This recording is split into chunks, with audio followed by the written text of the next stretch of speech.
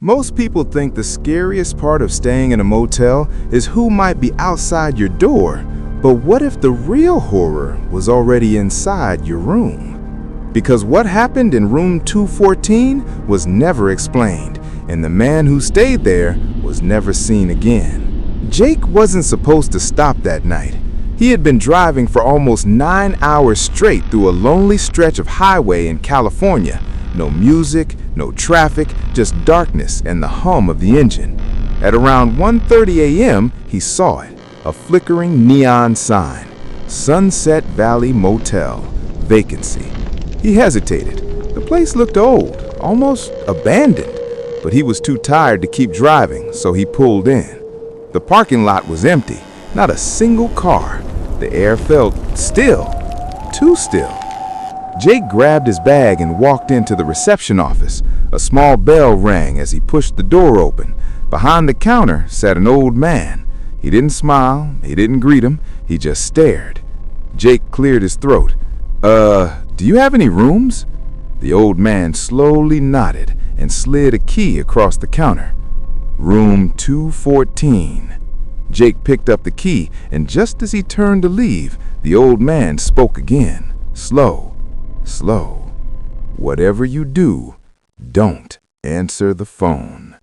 Jake chuckled nervously. "Yeah, okay." He walked out, brushing it off as some weird joke. Room 214 was on the second floor. The hallway lights flickered as he walked, one by one, like they were reacting to his presence. He reached the door, unlocked it, stepped inside. The room was normal. Old furniture, faded wallpaper, a bed, a mirror, a landline phone sitting on a small table. Jake dropped his bag and lay down. Within minutes, he fell asleep. At 2:17 a.m., the phone rang. Jake's eyes snapped open. He stared at the phone. It rang again, loud, echoing in the silence. He remembered what the old man said, "Don't answer the phone." So he didn't. It stopped. Silence returned. Then it rang again, longer this time, more aggressive. Jake groaned. Who even uses a landline anymore? He picked it up and said, "Hello?" Nothing, just breathing, slow, heavy, unnatural. "Hello?" Jake repeated. No response, just breathing. Then the line went dead. Jake felt a chill run down his spine, but he shook it off. Probably a prank. He lay back down. 5 minutes later, the phone rang again. Jake stared at it. This time, something felt wrong, but curiosity got the better of him. He answered. "Listen, if this is some kind of—" A voice interrupted him, soft, weak, almost whispering. "Please, help me." Jake froze. "That's not funny. Who is this?"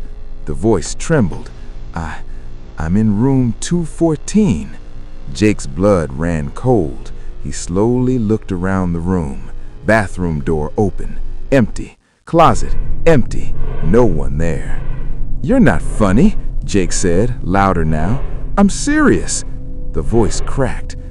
"Don't look under the bed." Jake's breathing became uneven. "What?" "Please, just don't look." Silence. This is the moment everything changed. Jake should have hung up. Jake should have left, but he didn't. He slowly got off the bed, knelt, and looked underneath.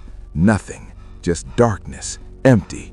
Jake let out a breath. Relief washed over him. He stood up and froze, because in the mirror he saw something.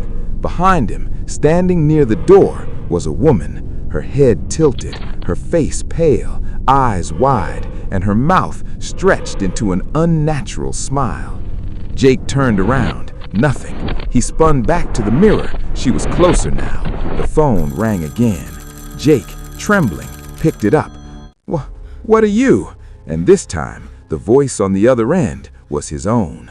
"Room 214. And whatever you do, don't answer the phone." The line went dead. That night, no one heard from Jake again. The next morning, the motel staff opened room 214. The bed was untouched. The bathroom, clean, his bag gone, but the phone was off the hook and the mirror cracked from the inside.